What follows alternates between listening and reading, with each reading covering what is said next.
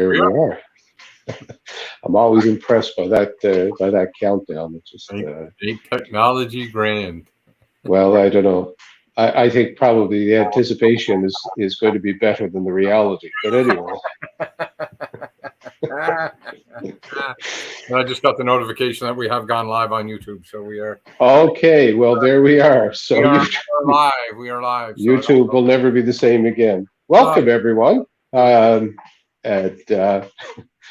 here we are. It's been a while since we've been out here, since we've been doing this. Probably people have taken some time to recover from our last. It's like childbirth. You forget the pain, so you decide to have another child, right? So everybody that tuned into our last one, they've forgotten how bad they really were, and asked us to do it. So to do it again. Here we are. And we decided that we're going to talk about ordinary time, which begins actually on the day after the feast of the baptism of the Lord. Which was this year on January the 9th. So ordinary time this year began on the 10th of January, 2022. On a Monday. And on a Monday, yeah. Which is the reason why there's no first Sunday of ordinary time. Sunday of ordinary time, right, that's right. Drives me crazy. So the first week of ordinary time begins on a Monday, and then the next week you have on the Sunday that follows it, you have the second Sunday of ordinary time. Yeah, but when you go looking in the book for the first Sunday of ordinary time, you can't find it. Yeah, that's right. So I said it on that day, on the 10th of January, that weekday mass, and then I said it on the Sunday, the 16th of January, because I say it every year. For us, time is never ordinary, right? There's always something that's going on. And when you think about life, and you made that point in one of your homilies over the Christmas season, that there's a lot of that Jesus had a lot of very ordinary time in his life too. An extraordinary person who passed a lot of ordinary time. And I think that was the Feast of the Holy Family that you said that, because it was from Luke's Gospel that we hear that Jesus found in the temple. And then we have the line that says that Jesus went home and basically grew up, spent his time growing up. And those are people often call those the hidden years of Jesus' life. We don't know too much about it. It just says he grew in wisdom and knowledge, and was obedient to his parents. So very ordinary upbringing for the time. Probably like many of us have experienced an ordinary upbringing for our time, but that doesn't mean that the work of God, the grace of God, is not going on in our lives. And so it's easy to see great things in the great moments of life. Sometimes it's more difficult to see the great things in the daily moments of life, and the holy things that are in the daily moments of life, the things that we do. I think just because people say, well, I just do that because that's what you do and that's what you have to do. But living our lives together, loving one another, caring for one another, those are all moments of grace. Those are all holy things. And that's the challenge. Very ordinary. Holy in the ordinary, right? Like that. That's right. That is the challenge. Yeah. So, like Ignatius of Loyola, founder of the Jesuits, and the whole school of spirituality, very influential in certainly Catholic spiritual life, but in a wider way, because,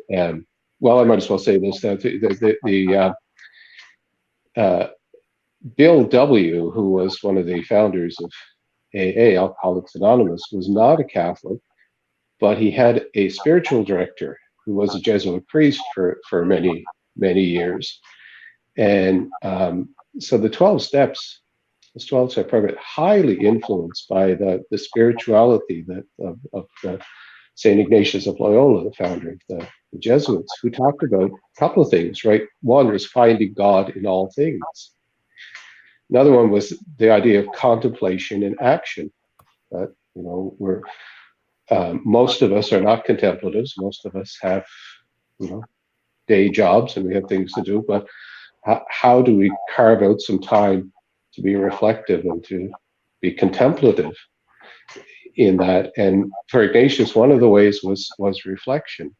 Even at the end of the day, what he called the consciousness examen.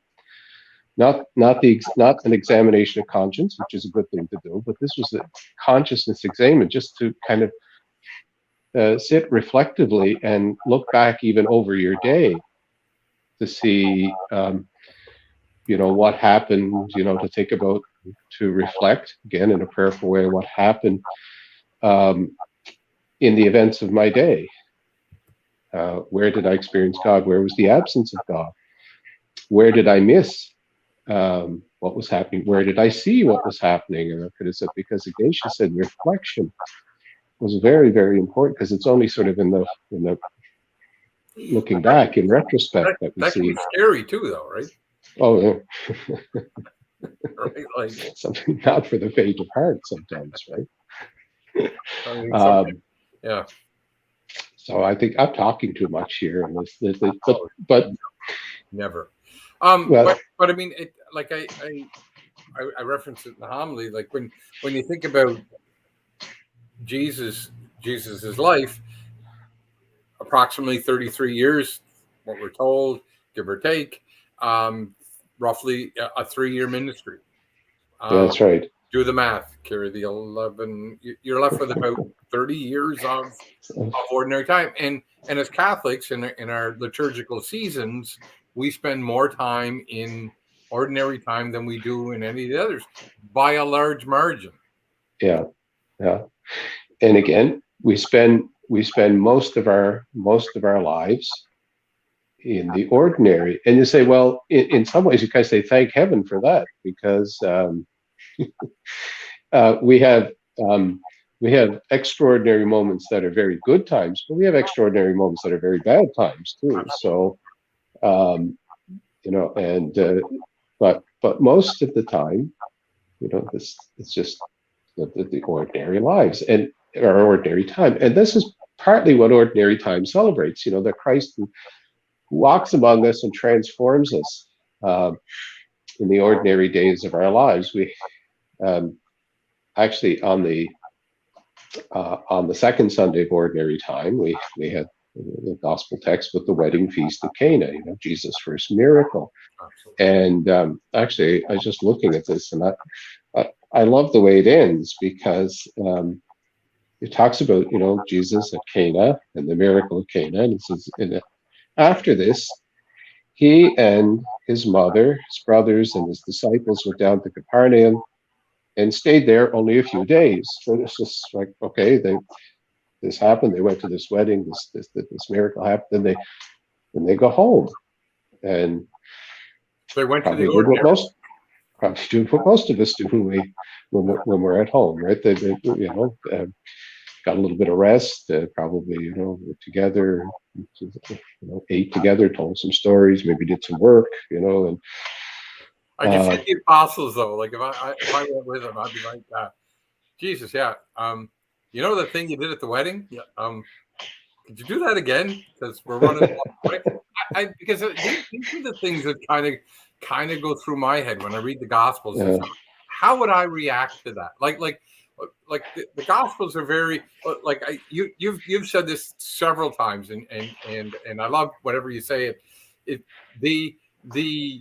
We're getting the edited version with the Gospel. Oh, yeah. Like we're getting the important things, but it's very much edited. And I wonder sometimes, because I know how I would react like if you and I were somewhere and you went, oh, they're out of wine. Oh, just a second here, give me a glass, and now it's wine.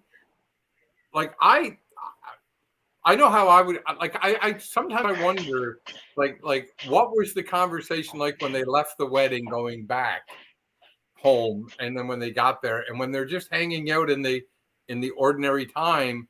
I wonder what those conversations would have been like, and I guess they would be. It would be interesting to say the least. Now, I know you well enough to know that if I were able to do that and I was doing that, you probably have a suggestion that we set up our own bootlegging operation. But anyway, I would,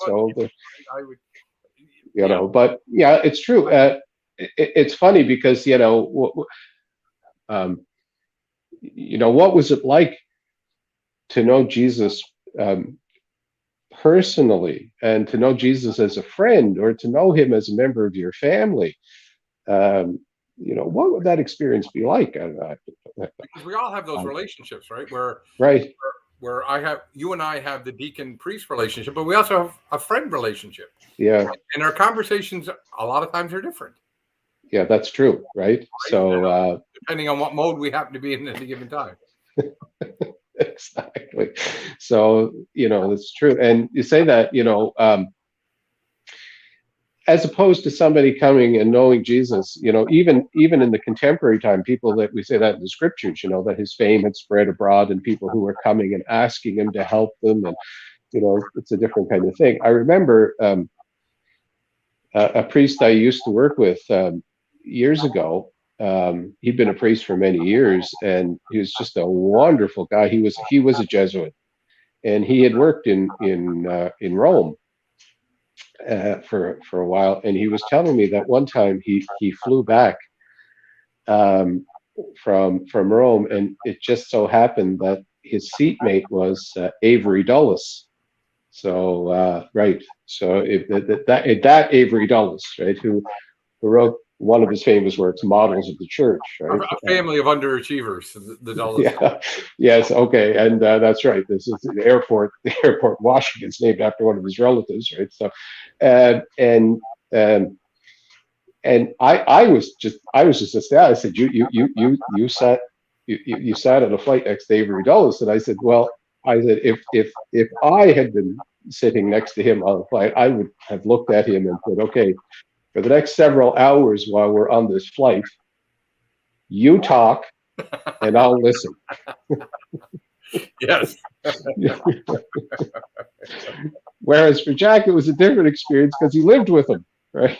So it was, For those of you that don't know who we're talking about, he redefined the way we look at church.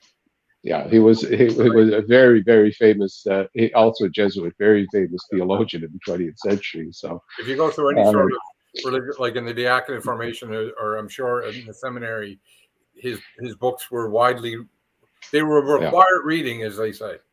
Yeah, and his most famous one, Models of the Church. So so that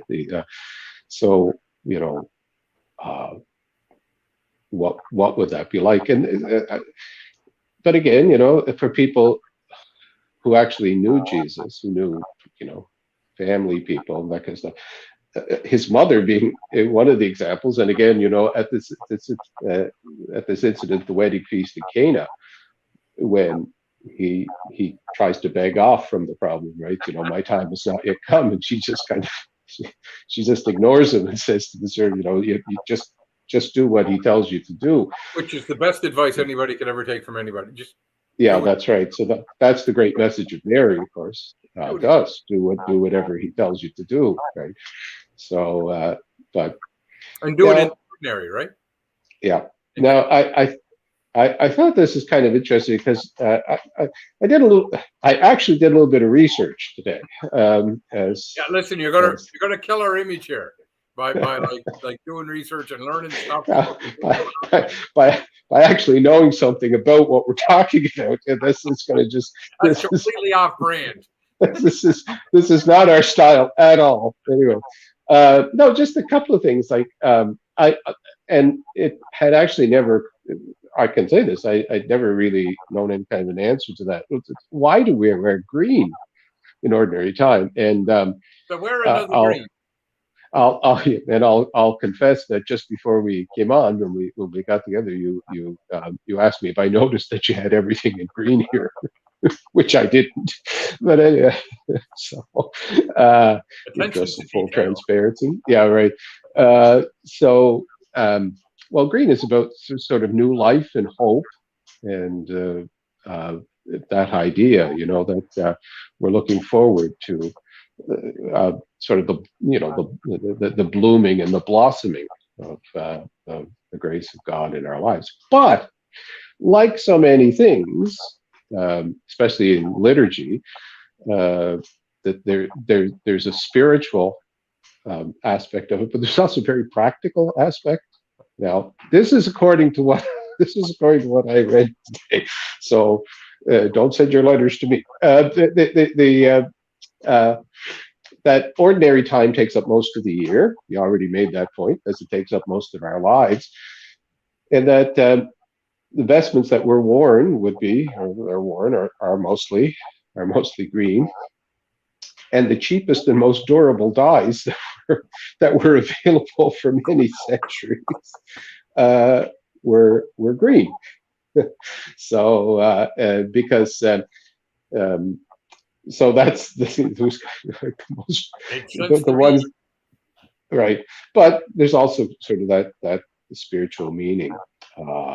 So now it's providential. I think that we're doing this today, on the 25th of January, because today is the feast of the conversion of St. Paul. It's also Robbie birthday this morning in Mass. I mentioned Robbie Burns too. I almost said it's the feast of Robbie Burns too, which I suppose in some ways, if you're a good Scottish blood, in some ways, definitely be yes. Yeah, no, that's it. I'm speaking to you from home today. My haggis is in the oven right now, so that they even as we speak. But anyway, but the conversion of Paul. And you think about that. The Paul's conversion was something very dramatic. You think? Yes, but that wasn't the end of it. Like again, and I'm fascinated by these two people whom we don't know very much about, but this married couple, Priscilla and Aquila, and Paul with his journeys. I'm just going to read from this is Acts chapter 18, and this is one of Paul's journeys, of course, missionary journeys. After he left Athens, he went to Corinth, and there he met a Jew named Aquila, a native of Pontus, who had recently come from Italy with his wife Priscilla, because Claudius had ordered all the Jews to leave Rome. He went to visit them, and because he practiced the same trade, stayed with them and worked, for they were tent makers by trade. Every Sabbath he entered into discussions in the synagogue and attempted to convince both Jews and Greeks. And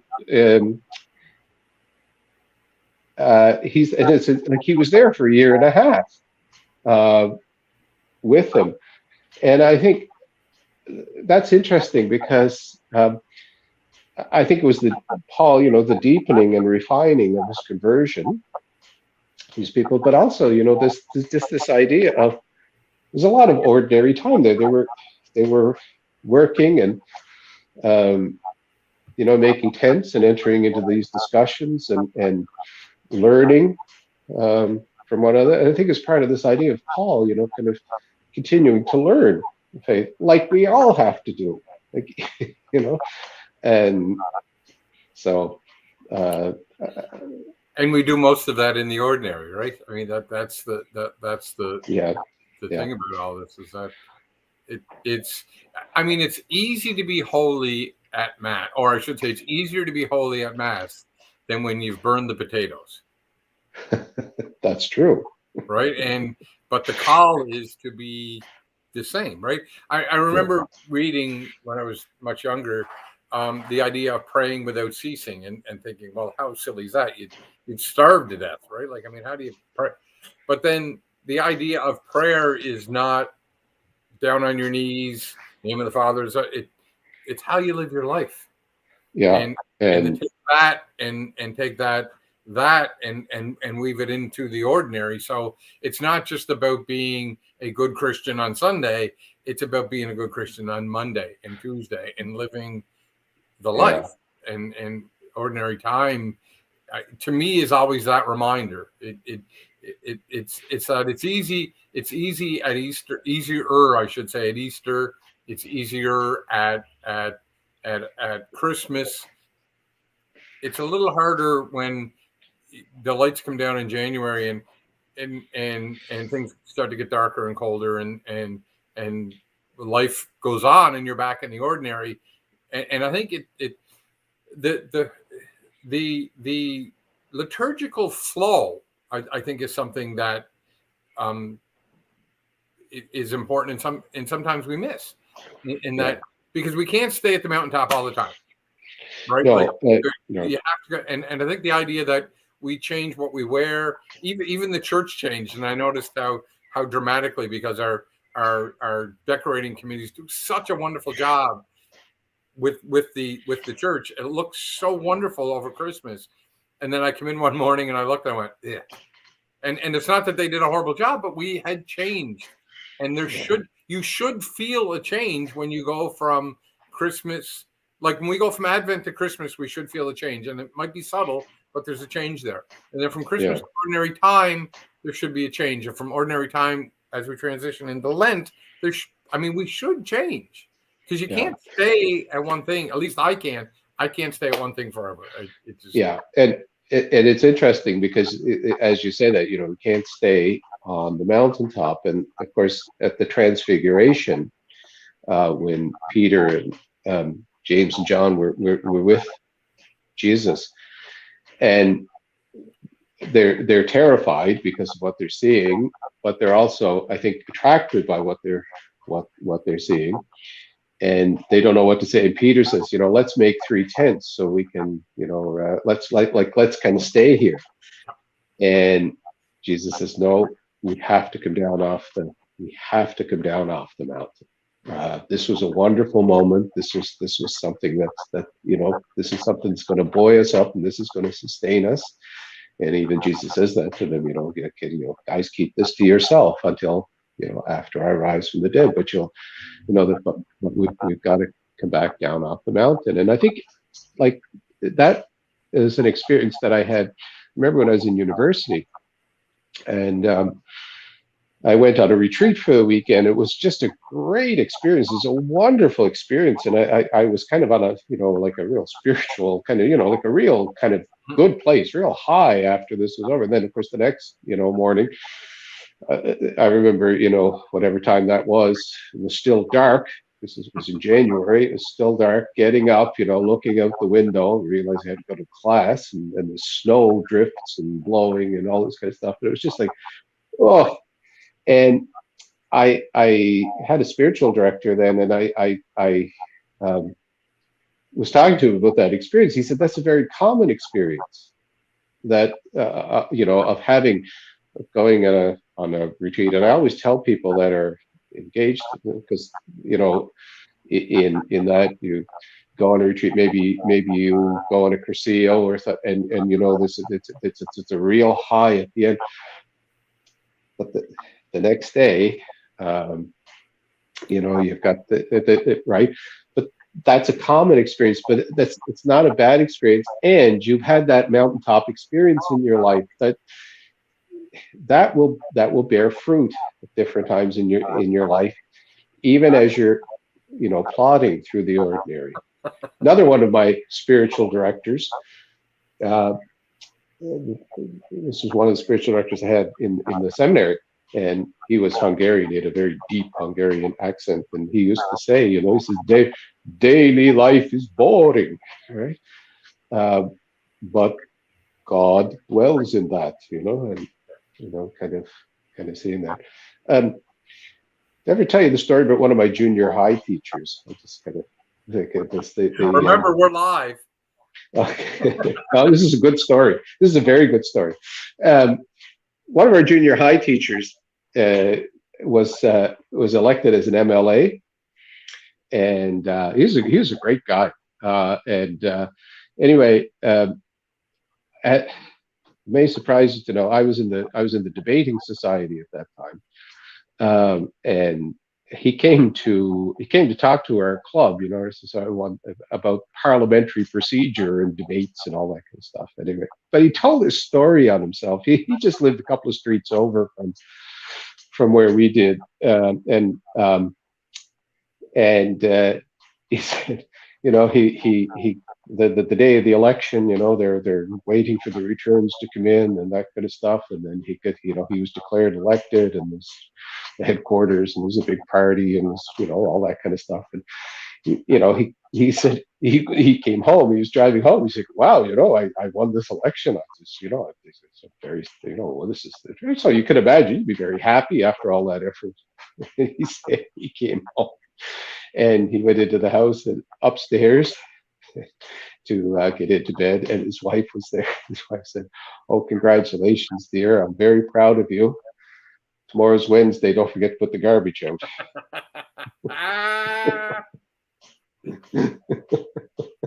Yep. So it's right. Yeah, right. It's right. You may be whomever, but high, right? Don't get too high. I remember you were talking about that high, and of course, any of us that have been on retreat or Cursillo, and I remember it was my first Cursillo at the villa, and I made my Cursillo. I was away when I first made Cursillo, so when I moved home and I worked the first one here, and I had that real high feeling, and I remember coming home and I said, I'm going to keep this feeling. I'm going to keep this feeling. And the next day I was driving to work and somebody cut me off in traffic, and right? But yeah, it was gone on the surface. Yeah, oh yes, but it's John was still there. Yeah, but it's still there because I'll go back to that's life, right? Like that's life. And that's why I think sort of when you see that, like, go back to Ignatius Loyola, who talked about, sometimes he talked about spiritual desolation. John of the Cross, I think, talked about sort of the same thing, dark night of the soul, he called it. And that's just this idea of not being able to feel the presence of God, or kind of experiencing that, like kind of in a spiritual desert. Mother Teresa, so for both, that too. Yeah, exactly. Well, so of course, but it's the fact that we may not experience, but for both of them, that you're not experiencing on a conscious level, or you're not experiencing it, you can't see it. But especially for John of the Cross, God is working away somewhere in that darkness, right? That you don't see, or that you don't experience, you don't feel. Like about, I think people who are experts in these things will probably blanch at the way I'm mixing them back and forth. But just go back to Ignatius. Sometimes it's only in reflection that you can see this. And you and I, we both talked about this at different times in conversation, talking about different things that have happened in our lives where we couldn't see at the moment very clearly the hand of God. But now, when you look back in a kind of a prayerful reflection, like you see, like, I think I told you about an experience I had, at one point where I was very disappointed in the way that things turned out. And now I think to myself, when I look and reflect, I think this was absolutely the best thing that could have in retrospect, you dodged the bullet. Yeah. And it's like, well, this is like, but at the moment, it's very hard to see that in the moment of, ordinary time. But I think sometimes people, and I include myself in that category as a person, I think we don't often appreciate that just ordinary things that we can do can be holy. Like even today, dealing with, I was in a store and there was a little bit of complication, with something, and they were so helpful, and they were so, and I said, this is, this is a good thing, right? And parents, what you do. This is a holy thing. Even when you feel like you want to, right? Exactly. Even when you feel like you want to throttle them, but right, that's not real. But this is that because we shouldn't confuse holy with miraculous. Well, that's exactly right. Right. And I think too often we want to do that, and ordinary time is a good time to remind us that holy can happen in the ordinary, and not only can happen, does happen, and has to happen. Yeah. Well, I mean, I'd say, I mean, you're a perfect example. I mean, I think you're holy, but you're not one bit miraculous.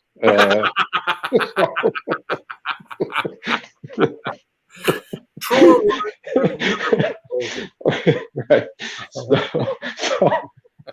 So we no, and you're right, and that's the half-hour. I know I just got one kind of thing to say, because in case people wonder what we do. I mean, there probably is all kinds of people watching this and wondering what are you doing. We had a little bit of a discussion the other day. Of all things, we were looking at a painting on the internet the other day, you and I. Yes. And that was Peter Bregel's the Fall of Icarus, and then a poem by W.H. Auden, the Musée des Beaux-Arts. But the painting is very interesting because, and just in case anybody who don't know the story of Icarus, you probably do, but may not recognize the name. That's the guy in Greek mythology. Again, experts will probably blanch at the way I'm telling this, but Icarus was the guy who tried to fly. He made the wings out of feathers that were held together by wax, and flew too close to the sun. The wax melted, the wings fell apart, and he fell into the water. Well, if you look at the Bregel painting of this, Icarus falling into the sea, you have to kind of look a bit hard to find Icarus in this painting, right? Because he's kind of in the corner, and all you see is sort of his legs, kind of sticking up out of the. I mean, we're laughing at poor Icarus, who's plunged into the water, but all you see is just kind of his feet sticking out. He's already gone, and it's sort of in the background. Not sort of, it is in the background. Mm-hmm. And what do you see in the foreground? You see a guy plowing a field. I mean, this is a painting from the 16th century, I think. But in the foreground, you see a guy plowing a field. You see there's another guy tending sheep. You see a ship that's getting ready to, weigh anchor, and some other people's a guy kind of standing on the shore. I don't know, looking out. Maybe he's contemplating going for a swim or something. I don't know. And they say, this is a big mythological, extraordinary thing, and right.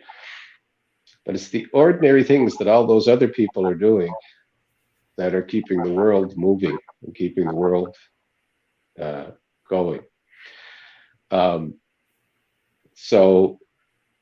don't know. I was saying that we got into this discussion. We did this the other day. People might think you do need to make better use of your time.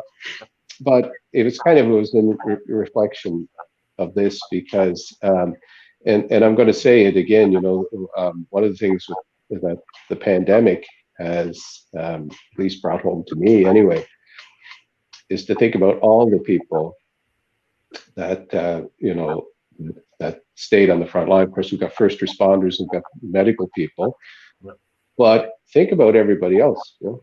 The people in the stores, the people in the gas stations, the people in all these who stayed at their posts in the middle of this to keep us all going and keep us all moving. And there are lots of other people. And would we say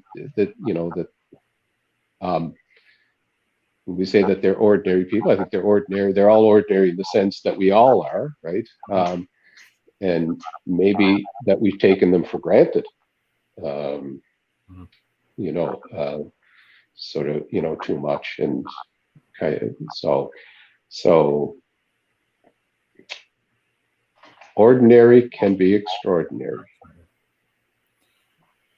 We'll end it there. And I think so. And thank you for anyone who had the courage for tuning in, and or if you're watching this, because I think you're going to post this up, aren't you? It'll be there. Yeah, it'll be there for anybody that missed it. If you suffered through this and think somebody else should suffer through it too, feel free to share the link with them.